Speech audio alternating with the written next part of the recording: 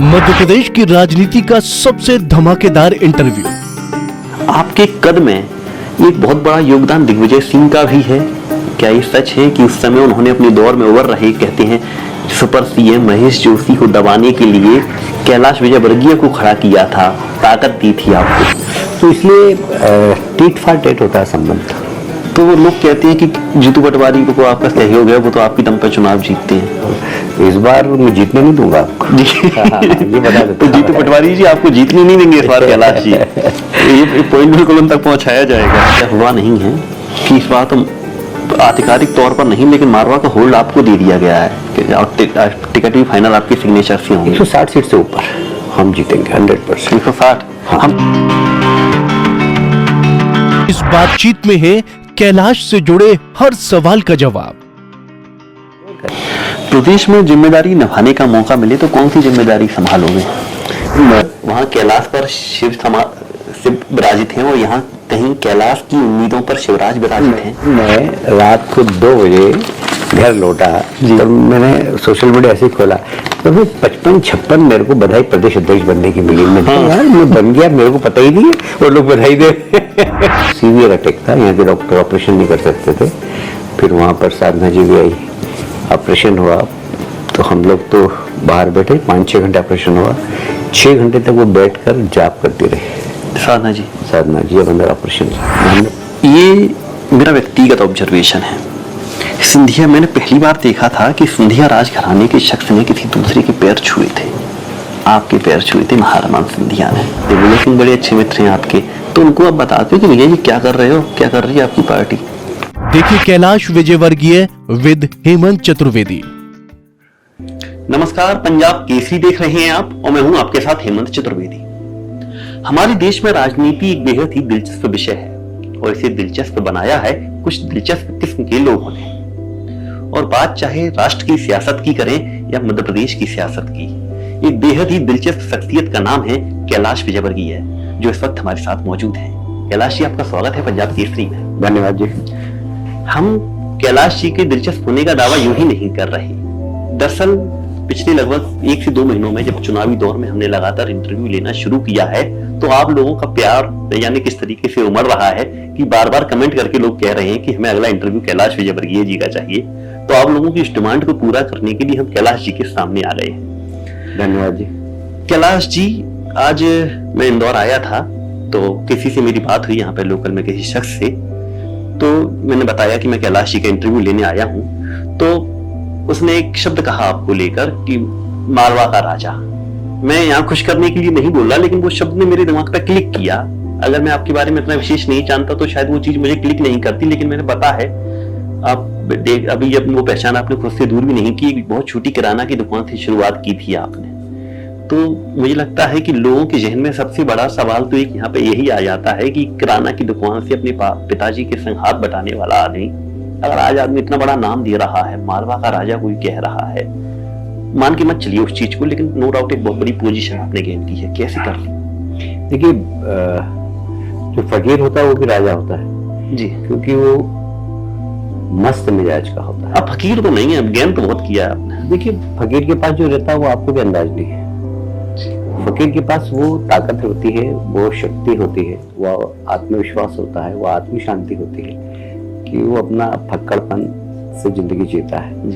मैंने भी अपने जीवन के अंदर बहुत छोटे से एक कार्यकर्ता से अपना जीवन स्टार्ट किया था और आज यहाँ जो भी हूँ मैं, पार्टी की विशेष कृपा रही है। संघ से मैंने संस्कार प्राप्त किए, माता पिता से संस्कार प्राप्त किए और एक ध्येय को लेकर हम लोग चले जी। मुझे लगता है कि मैंने 40 साल की इस राजनीतिक यात्रा में यही कमाया है कि लोग मुझे दिल से प्यार करते हैं, बस इतना मैं कह सकता हूँ। तो लोगों ने प्यार किया और आप यहाँ तक आ गए। निश्चित रूप से। प्यार कैसे जीता फिर लोगों का? काम करके, सेवा करके। मैं पहले पार्षद बना, फिर विधायक बना, फिर मेयर बना, फिर मिनिस्टर बना, फिर राष्ट्रीय महामंत्री बना और राष्ट्रीय महामंत्री लगभग चौथी बार बना। ये आपका जो सफर है लगभग हर कोई इसके बारे में जानता है। तो क्या है कि आप काम करते जाइए, काम करते जाइए, काम करते जाइए।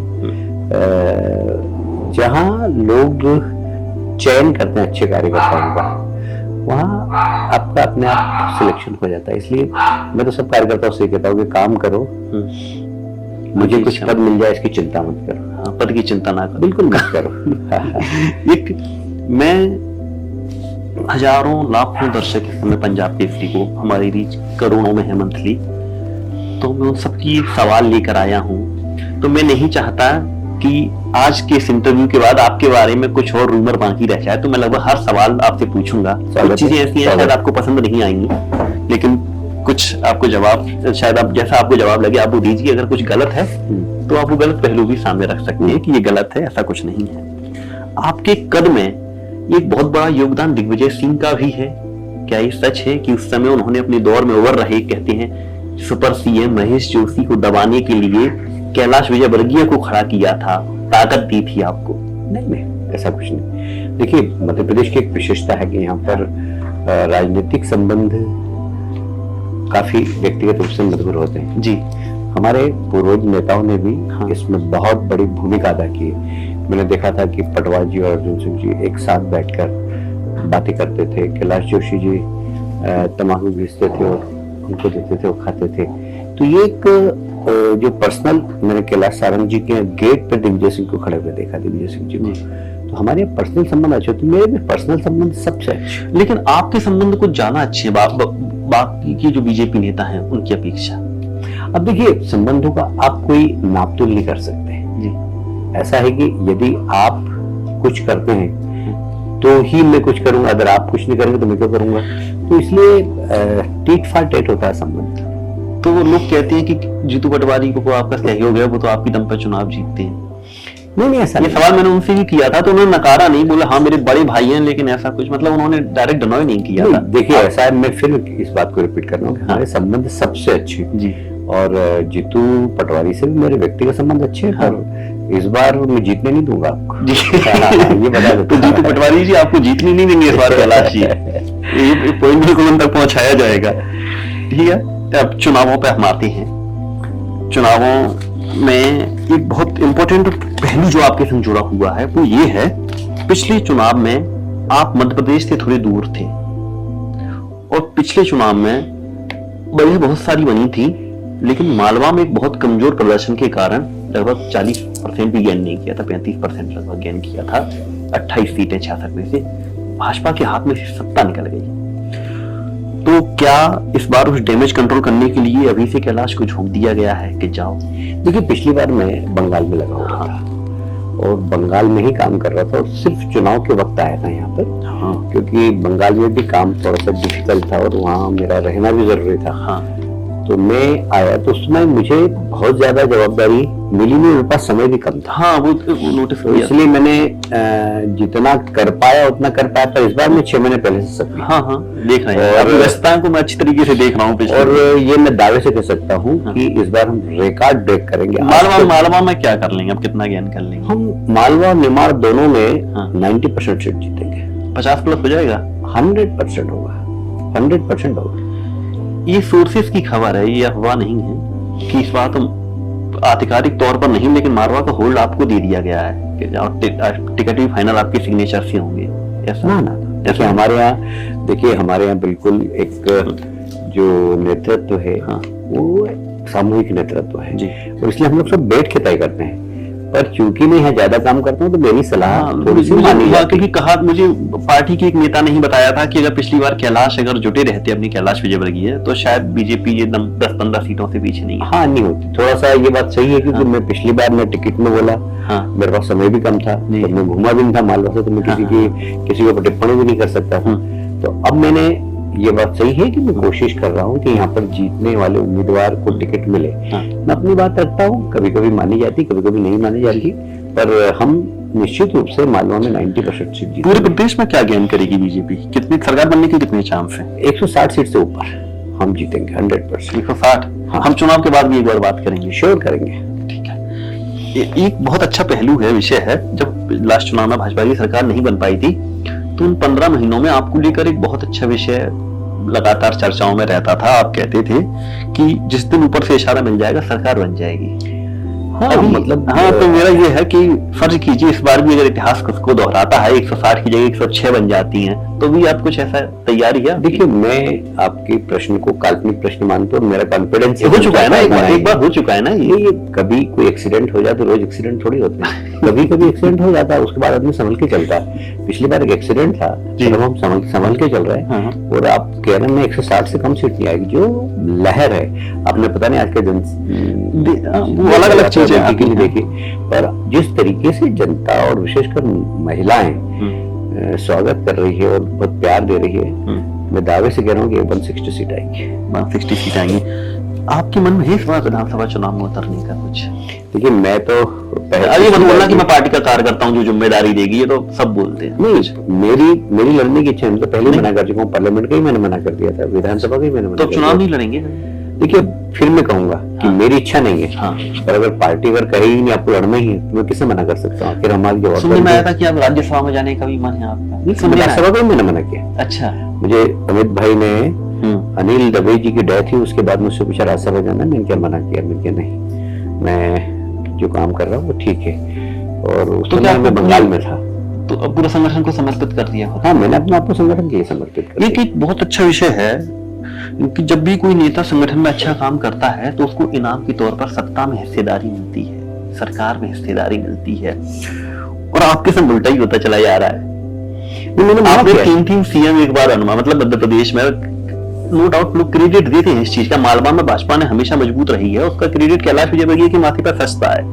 कहते हैं उमा भारती को भी सीएम बनवाने वाले मतलब आप हैं, कैलाश विजयवर्गीय, शिवराज जी को भी 1 और 2nd 3rd टर्म में भी आपने बनवाया, उसके बावजूद आपको ऐसी जगह डाल दिया। हरियाणा में आपने बहुत अच्छा प्रदर्शन किया, पश्चिम बंगाल में आपने कमल का फूल खिला दिया, बहुत उम्मीद थी इतना नहीं, लेकिन बहुत अच्छा किया पश्चिम बंगाल में। उसके बावजूद आपको वो इनाम नहीं मिल पा रहा, क्यों नहीं मिल पा रहा? ये आपके समर्थक का सवाल है, जो कि मैं आपको एक बात बता दूं, लोगों का देखने का नजरिया कुछ अलग होता है। मेरा जो मान सम्मान है आज की तारीख में पार्टी के अंदर में, जैसे मैं चौथी बार जनरल सेक्रेटरी बनाया, मतलब आप उदाहरण देखेंगे कि चौथी बार कौन जनरल सेक्रेटरी बना है, वो भी चौथी बार बनाया। मैं सोच रहा था कि इस बार मध्य प्रदेश में ही काम करूं, ऐसा सोचा था मैंने। तो मैंने दाई से कहा भी था कि अब उम्र 65 की हो गई, कहाँ दौड़ाते हो मुझे, थोड़ा सा मध्य प्रदेश में भी काम करने दो। तो उन्होंने कहा कि 2024 का इलेक्शन हो जाए तो उसके बाद सोचेंगे। तो 2024 तक मैं बिल्कुल मैं अगला मध्य प्रदेश पे ही सवाल करूंगा, लेकिन अभी आप पे किसी राज्य का प्रभार नहीं है, तो वो शायद इसलिए कि मध्य प्रदेश में आप काम कर सको। इसीलिए मैंने खुद ने कहा, मैंने कहा मध्य प्रदेश का अन्याय हो जाएगा यदि आप किसी राज्य में भेजेंगे मुझे। जी, एक चीज मैंने नोटिस की है, नोटिस मैं आपको बहुत करता रहता हूँ, कि आपको जब इधर उधर की जिम्मेदारी मिलती है तो आप उसे फर्ज समझ के पूरा करते हैं, पूरी तल्लीनता के साथ। लेकिन जब मध्य प्रदेश में मिलता है तो ऐसा लगता है कि 3 कैलाश विजयवर्गीय एक संग काम कर रहे हैं, दिल और आत्मा भी आपके काम करने लग जाती है। तो मतलब प्रदेश आना प्रिय है। देखिए, कोई भी हो, अपना घर तो अपना घर होता है। अच्छा। और मुझे मध्य प्रदेश ने बहुत कुछ दिया है। मेरे को मध्य प्रदेश से तो प्यार है, पर इंदौर से और ज्यादा प्यार है। अब इंदौर से तो प्यार ही, पर जहाँ मैं रहता हूँ, जहाँ हम लोग इंटरव्यू कर रहे हैं, वहाँ नंदानगर से मुझे बहुत प्यार है, क्योंकि इस नंदानगर ने मुझे प्यार देके पार्षद बनाया, फिर इस क्षेत्र ने मुझे विधायक बनाया, फिर शहर ने मुझे मेयर बनाया, फिर मैंने शहर में काम करके शहर का विकास किया तो लोगों ने और ज्यादा प्यार दिया। तो देखिए, जिसने आपको दिया ही दिया है, उसके प्रति तो थोड़ा सा अनुराग रहता है। प्रदेश में जिम्मेदारी निभाने का मौका मिले तो कौन सी जिम्मेदारी संभालोगे? मैं कोई सी भी जिम्मेदारी ले सकता हूँ, मतलब मैं अपने आप को हर चीज में सक्षम मानता हूँ, इसलिए कोई जिम्मेदारी मन में तो होगा ना? कोई मन में नहीं। मैं हमेशा जो पार्टी का है वो करना, इसके अलावा कभी सोचा ही नहीं अपने बारे में। एक रूमर बहुत चलते रहते हैं कि ये बदलने वाले हैं, अगला नाम आपका, ये बदलेगा, अगला नाम आपका, कभी सत्ता कभी संगठन, इस टाइप की खबरें आती हैं। तो ये वाकई में होता है कि सिर्फ रूमर ही होती है? देखिए, ये सब आप लोगों की बिरादरी का काम है, हमारा काम मैं क्लियर करने आया हूँ मैं तो इस चीज का। आपकी बिरादरी के लोग कुछ भी न्यूज बना देते हैं, और आजकल सोशल मीडिया में भी आपकी बिरादरी के लोग बहुत बढ़िया है, तो कुछ भी न्यूज बनाते हैं, फिर उसको एकदम वायरल होती है वो, और लोग बधाइयां देने लगते हैं दूसरे को, बाद में अपने को पता लगता है, अरे भाई क्या हो रहा है।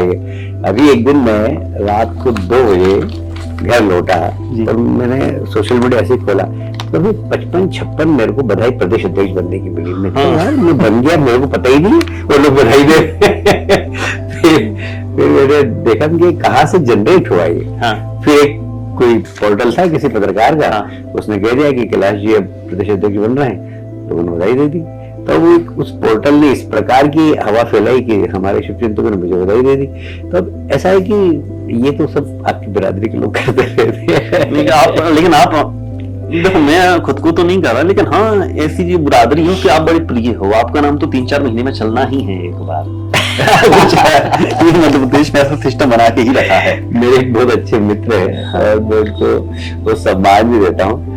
तो उन्होंने 2 बात कही, बोले यार एक तो पुलिस वाले से दोस्ती भी बुरी और दुश्मनी भी बुरी, तो अब ऐसा है कि पत्रकार के बारे में मुझे ऐसा सोचना पड़ता है कि पत्रकार से दोस्ती भी बुरी और दुश्मनी भी बुरी।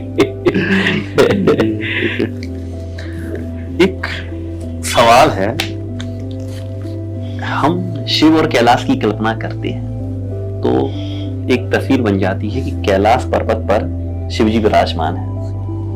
आपके परिप्रेक्ष्य में सोचा जाए तो क्या ये भी परसेप्शन है मध्य प्रदेश की जनता का, मध्य प्रदेश के पत्रकारों का, मध्य प्रदेश के राजनेताओं का, क्या यहाँ पर वहां कैलाश पर शिव विराजित हैं और यहाँ कहीं कैलाश की उम्मीदों पर शिवराज विराजित हैं, ऐसा कुछ है? देखिए, मैं एक बात बता दूं आपको कि शिवराज जी और हम विद्यार्थी परिषद के जमाने के दोस्त हैं। मैं इंदौर का नगर मंत्री था, भोपाल के नगर मंत्री।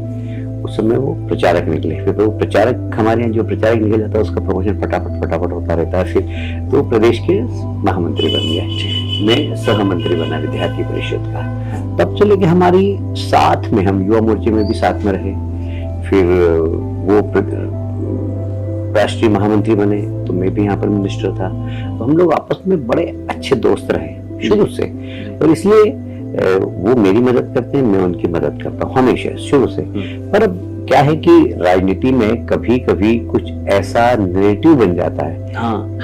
मेरा ये इंटरव्यू का उद्देश्य अमूमन यही है मुख्य तौर पर कि आपको लेकर जो परसेप्शन, जो नैरेटिव बनी हुई, एक एक करके वो साले धुलते चले जाएं, तो इसलिए मैंने वो सवाल आपसे किया। नहीं, मेरा आज भी दोस्त है वो, मेरे बड़े पारिवारिक संबंध है, और विशेषकर मैं आपको एक घटना बताता हूँ जो कि पारिवारिक है, बताना नहीं चाहिए। नहीं, बताइए, अच्छा लगेगा। उनकी, मेरी वाइफ की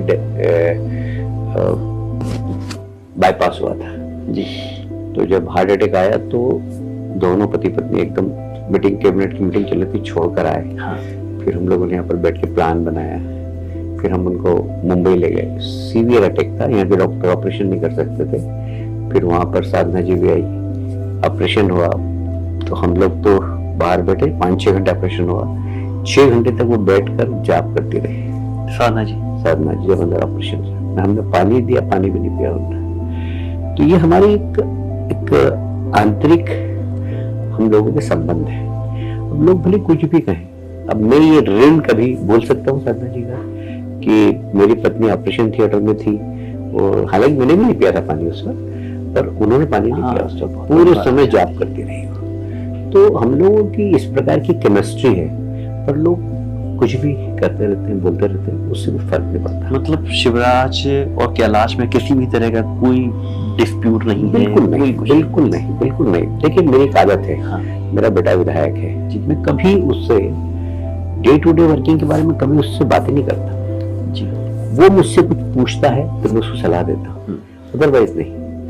वो मुख्यमंत्री बने, मुझसे कुछ बात करना होती तो करते, बाकी मैं जाके उनको राय दूं कि ये करो ये करो। जब उनके साथ था कैबिनेट में, जब तक करता था, पर जब मैं अभी बात दिल्ली चला गया तो फिर मैंने उसके बाद कभी उनसे प्रदेश की सरकार के बारे में कोई बात नहीं की। हाँ, कोई घटना हो जाती, कोई दुर्घटना हो जाती, कोई ऐसा विषय उठता है इससे सरकार बदनाम हो रही, तो पूछता हूँ शिवराज जी क्या हो गया, इसका मैसेज अच्छा नहीं गया, तो नहीं वो ऐसा हो गया था, आप उसको ठीक कर लें। बाकी हमारे संबंध बहुत अच्छे हैं। अच्छा, ठीक है। निश्चित तौर पर तो एक शिवराज की एक कह सकते हैं कि एक दोस्त बनकर उनके लिए बहुत कुछ कर, जिस तरीके से उन्होंने बताया कैलाश जी ने कि जितनी तरह की नैरेटिव हैं, ये सारी खबरें हैं, उन्होंने एक ऐसा उदाहरण भी दे दिया कि पता चलता है कि शिवराज सिंह चौहान व्यक्तिगत तौर पर उनका परिवार किस तरीके से कैलाश विजयवर्गीय जी से कनेक्टेड है। तो अमूमन हमें लगता है कि इस तरह के जो रूमर्स हैं, जो कैलाश पर से शिवराज बताते हैं, शायद इन पर विराम लग जाएगा। एक अब हम ज्योतिरादित्य सिंधिया के बारे में चर्चा करते हैं। ये मेरा व्यक्तिगत ऑब्जर्वेशन है। सिंधिया मैंने पहली बार देखा था कि सिंधिया राजघराने के शख्स ने किसी दूसरे के पैर छुए थे। आपके पैर छुए थे महाराणा सिंधिया ने। नहीं, देखिए, मैं एक बात सिंधिया जी की बहुत तारीफ करना चाहता हूँ कि मैंने ज्योतिरादित्य सिंधिया जी को कांग्रेस में भी देखा है और बीजेपी में भी देखा है। बीजेपी में आने के बाद एक जबरदस्त चेंज आया उनमें, और मैं कई बार उनमें राजमाता जी की छवि देखता हूँ। राजमाता जी कितनी विनम्र थी, मतलब हम इतना झुकते थे तो इतना झुकती थी। मतलब मुझे याद आता है 22 नवंबर 83 को मेरी शादी हुई। मेरी शादी में वो नहीं आ पाई क्योंकि उनके ही परिवार में, नेपाल वाले परिवार में शादी थी।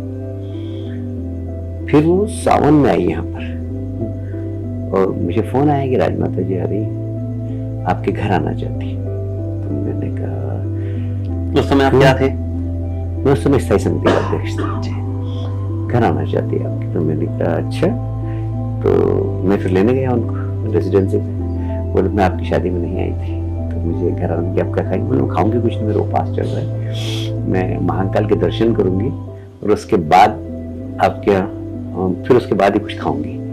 उज्जैन में मैं कुछ खाऊंगी, पर आपके यहाँ कुछ नहीं खाऊंगी, मेरे को आना है, बहू को आशीर्वाद देना है। राजमाता जी आई, मेरी श्रीमती जी को आशीर्वाद दिया उन्होंने। उसके बाद फिर मैं उनको लेके महाकाल गया, वहाँ उन्होंने पूजा वगैरह की। उसके बाद उन्होंने सिर्फ फल खाए और मुझे भी कहा कि आप भी फल खाइए। मतलब इतनी विनम्रता राजमाता जी में थी, पर वह गुण ज्योतिरादित्य में अब मुझे दिखाई देने लगे। ये बहुत अच्छी बात है। ये अच्छी बात है। अब मैंने एक पहलू जोड़ा था, चलो पैर छुए। ज्योतिरादित्य सिंधिया ने भरी मंच पे एक बार गलबहियां भी की थी आपके संग, बहुत वायरल हुई थी वो तस्वीर। एक इसके पीछे एक कारण ऐसा लोग कह रहे थे कि ज्योतिरादित्य सिंधिया इंदौर लोकसभा सीट से चुनाव लड़ना चाहते थे और ये रास्ता बाया कैलाश विजयवर्गीय होकर ही गुजरता है। देखिए, हमारी पार्टी के इसलिए इतनी करीबी बढ़ा दी। हमारी पार्टी के अंदर कोई व्यक्ति ये सोचे कि मैं ये करना चाहता हूँ, संभव नहीं है जी। हमारे एक प्रक्रिया है जी। वो भले खुद भी सोचते हो, पर अगर हमारे दिल्ली के लीडर्स तय करेंगे जब भी होगा, तो ऐसा नहीं है। आप अच्छे संबंध, आप जैसे मेरी अनुपस्थिति में घर आए, आकाश जी से बात की, बोले मैं भोजन करूंगा आपके यहाँ। उसकी पत्नी महाराष्ट्र की है, प्रियदर्शना। तो नहीं, मेरी आकाश की पत्नी है, उसका नाम सोनम है, वो भी महाराष्ट्र की। तो उन्होंने कहा से मराठी में बात की फोन पे, बोले वरण भात खाऊंगा मैं, मराठी में वरण भात होता है, तो बना उनके लिए वरण भात। क्या कि एक केमिस्ट्री हमारी बहुत अच्छी हो गई। मेरी अनुपस्थिति में भी वो घर पे आए, सबसे बात की। मेरे छोटे भाई की पत्नी महाराष्ट्र की, उनसे मराठी में बात की, और एक अच्छी केमिस्ट्री है। और मैं प्रशंसा करूंगा ज्योतिरादित्य जी की कि उन्होंने खुद को भी बदलने की कोशिश की है, और भारतीय जनता पार्टी के जो आदर्श हैं, जो वैचारिक हमारी प्रतिबद्धता है, उसके प्रति उनका कमिटमेंट बहुत जबरदस्त हो गया जी। सिंधिया से जुड़ा अगला सवाल है। लगभग 1.5 दशक पहले हो गया था, इससे पहले भाजपा को सत्ता में एक एंटी इनकम्बेंसी का माहौल तो बन ही जाता है, एक तो 5 साल में ही बन जाता है। लेकिन इस बार भगदड़ कुछ ज्यादा देखने को मिल रही है भाजपा की तरफ से। कांग्रेस में बहुत लोग जा रहे हैं, आप मुझसे बेहतर आपके पास खबरें आ रही होंगी, मैं एक नाम नहीं बताऊंगा। लोग कह रहे हैं कि इसके पीछे सिंधिया फैक्टर जिम्मेदार है, जो दल बदल हुआ था। ऐसा कुछ भी नहीं है। अच्छा, हम हमारे यहाँ थोक में आए कांग्रेस में, वो रिटेल में ले रहे हैं। तो इतना सही अंतर है कि हमने थोक में कांग्रेस ज्वाइन कराई थी, वो रिटेल में करा रहे हैं, पर इससे कोई फर्क नहीं पड़ता। स्वच्छ भारत अभियान चल रहा है भारतीय जनता। अच्छा, खाली चलो ठीक है। चुनाव पर वापस आ जाते हैं, अब कांग्रेस पर चर्चा कर लेते हैं। कितनी बड़ी चुनौती मानते हैं आप उसको? कांग्रेस को बिल्कुल नहीं मानता। कांग्रेस कहीं पर भी मध्य प्रदेश में नहीं है। एक बात बताऊं, पिछली बार हम लोग गलतफहमी में थे, इसलिए कांग्रेस जीत गई थी। अदरवाइज कांग्रेस का कोई अस्तित्व नहीं था यहाँ पर। और अब कांग्रेस को लोग पहचानने लग गए। क्योंकि उन्होंने 15 महीने सरकार चलाई, 10 महीने दिग्विजय सिंह चले, 10 साल दिग्विजय सिंह चले, 15 महीने कमलनाथ जी ने करे। और जितने वादे किए थे एक भी वादा पूरा नहीं किया। न किसानों को कर्जा माफ किया, न बेरोजगार नौजवानों को भत्ता दिया, न गुरुजी को स्थायी किया, न हमारी जो बहनें हैं जो सहकारिता के आधार पर काम करती है उनका कर्जा माफ किया, न दूध उत्पादक को 5 लीटर सब्सिडी देने की बात की थी वो नहीं की। यहाँ तक कि मुख्यमंत्री कन्यादान के पैसे जिस बेटी की शादी हुई वो माँ बन गई तब तक नहीं मिले उसको। हमने पैसे दिए, हमारी सरकार आने के बाद उनको पैसे दे कि आपने 1.5 साल पहले शादी की थी, ये लो पैसे लो।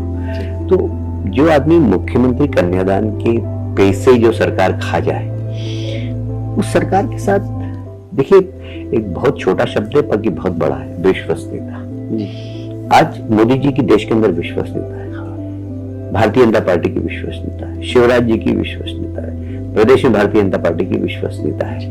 ये विश्वसनीयता प्राप्त करना बड़ी मुश्किल होती है। कांग्रेस ने विश्वसनीयता प्राप्त नहीं की, हवा में कुछ मिमिक्री बना रहे हैं, कोई उत्तर प्रदेश से किसी को बुला के गाने बजा रहे हैं। गाने बजाने और नाचने से कोई सरकार बनती है क्या? सरकार बनती काम से। हाँ। सरकार बनती है आपकी नेतृत्व क्षमता से। सरकार बनती है आइडियोलॉजी वाली राजनीतिक दल से। कांग्रेस की क्या आइडियोलॉजी है? कांग्रेस ने आज मोदी जी को हराने के लिए एक घमंडिया गठबंधन बना दिया। उसका सदस्य कहता है कि सनातन धर्म को समाप्त कर देंगे।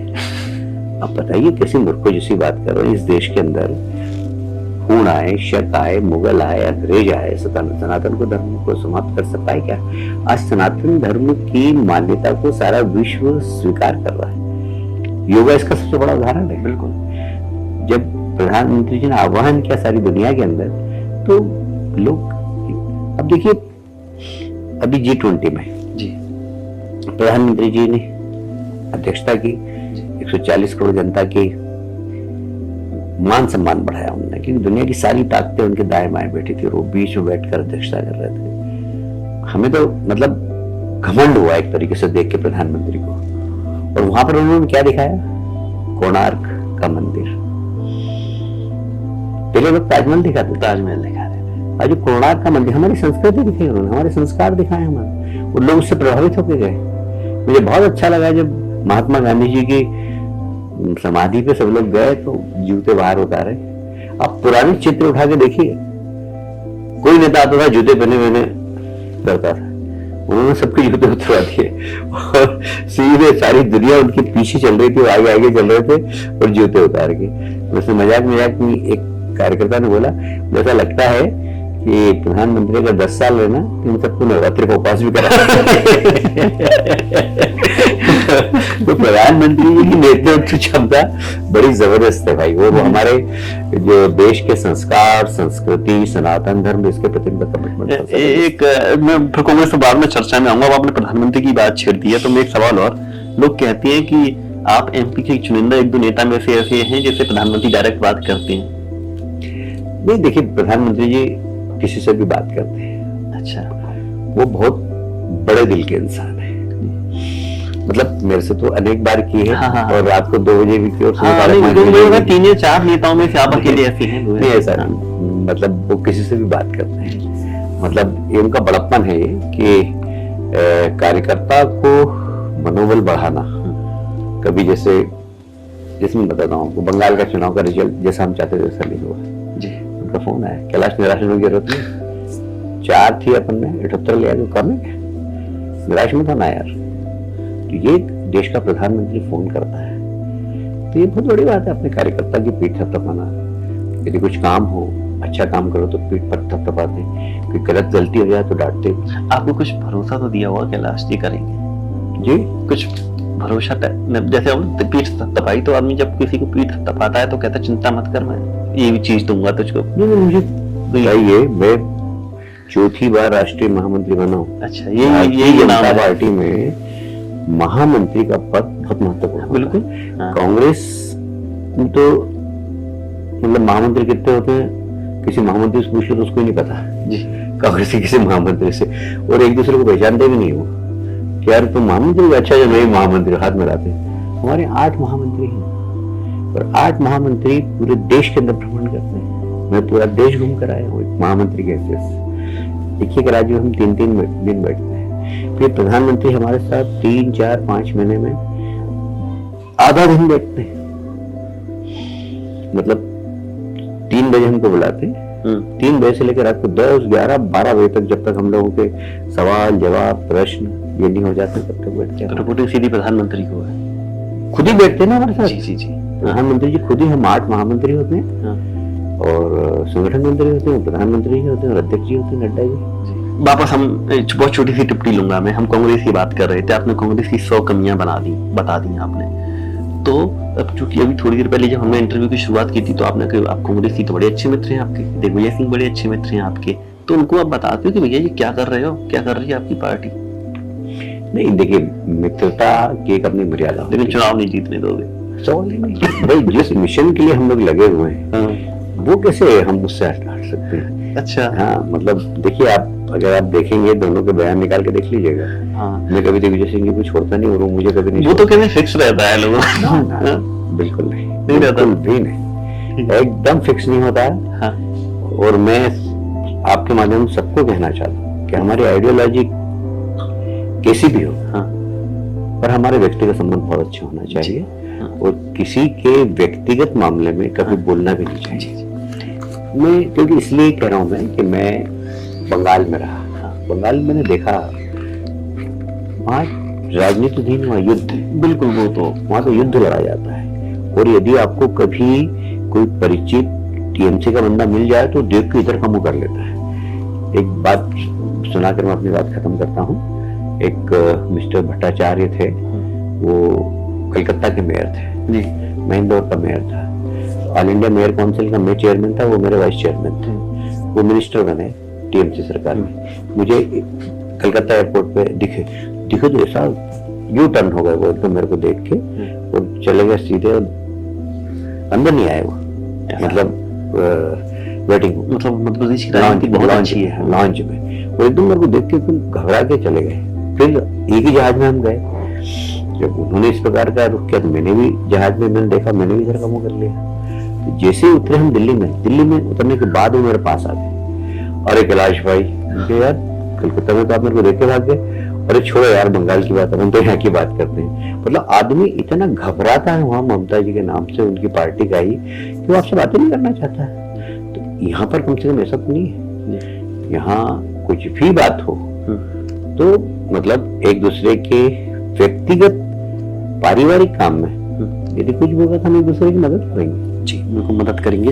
एक सवाल जो भी बहुत तैर रहा है इस समय मध्य प्रदेश की राजनीति में, और आप को मैं या बहुत सारे लोग मध्य प्रदेश और केंद्र की राजनीति के बीच की एक सेतु की तरह देखते हैं। ये शायद आप इसका बेहतर जवाब दे सकते हैं। पहली बार ऐसा हो रहा है कि मध्य प्रदेश भाजपा ने प्रदेश के संभावित नेतृत्व को लेकर एक संशय की स्थिति कायम रखी है, वो क्यों? मैंने आपको फिर बोला कि हमारे कलेक्टिव लीडरशिप, हमारे यहाँ इससे पहले कभी व्यक्ति आधारित लीडरशिप नहीं है, पहली बात। दूसरी बात, जो हमारे यहाँ सिटिंग एमएलए होता है, सिटिंग सीएम होता है, साधारणतया उसके नेतृत्व में हम लोग चुनाव लड़ते हैं। आज हम शिवराज जी के नेतृत्व में चुनाव लड़ रहे हैं, पर भविष्य में सीएम कौन होगा जी, इसकी घोषणा अमित शाह जी ने नहीं की। उन्होंने कहा कि ये तो हम बाद में तय करेंगे। तो इसका मतलब ये नहीं है कि शिवराज जी नहीं बनेंगे, और इसका मतलब ये भी नहीं है कि और कोई बनेगा। ये एक गोपनीयता है और ये हमारी लीडरशिप की एक विशेषता है। बिना मतलब के लोगों को उलझा के रखो नहीं, सारे अनुमान लोगों के फेल कर देते हैं वो। मुझे मालूम है कि जब पहले राष्ट्रपति का चुनाव नाम आना था तो कौन आएगा। आप वो कहते हैं, मोदी जी के बारे में लोग कहते हैं कि उनके दाहिने हाथ को पता नहीं, मतलब उनके हाथों में पता नहीं रहता कि आज किस हाथ से खाना खाएंगे। तो मतलब दाएं हाथ को पता नहीं रहता कि बाएं हाथ में क्या है। ये विशेषता है हमारी जो नेतृत्व की।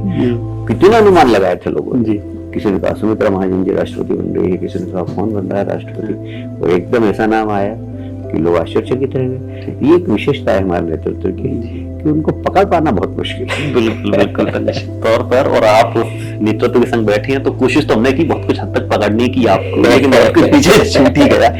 कैलाश विजयवर्गीय हमारे साथ जुड़े हुए थे। किसी तरह की पहचान के मोहताज नहीं है, और अमूमन मुझे लगता है कि मुझसे ज्यादा आप लोग इनके बारे में जानना चाहते थे। उम्मीद करता हूं कि तमाम जो सवाल आपने जो आपके जहन में थे, आप कमेंट करके हमको बता रहे थे, वो हमने इनके सामने पुट किए और हर सवाल का जवाब लेने की कोशिश भी की। अब कुछ सवाल राजनेताओं के मुंह से निकाल पाना बड़ा मुश्किल है, खासकर भाजपा का नेता जो इस समय अमित शाह और नरेंद्र मोदी के संग एक लंबे अरसे से रह रहे हूँ, अभी इसकी जिक्र भी हमने किया था।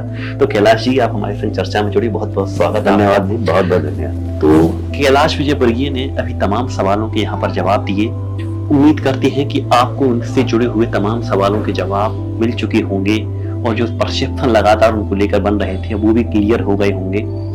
पंजाब केसरी लगातार इस चुनावी माहौल में अलग अलग राजनेताओं के पास जाकर जनता के सवाल उनके सामने कर रहा है। जो मार्केट, जो समय सियासत के बाजार में जो सवाल चल रहे हैं वो उनके सामने रखे जा रहे हैं, और काफी हद तक कोशिश रहती है कि नेता उन सवालों का जवाब दे। तो आपको हमारा ये इंटरव्यू कैसा लगा, और अब आप क्या चाहते हैं कि हम किस नेता के सामने जाएं और आप लोगों के सवाल उनके सामने रखें, कमेंट करके हमको जरूर बताइए। फिलहाल मुझको इजाजत दीजिए, नमस्कार।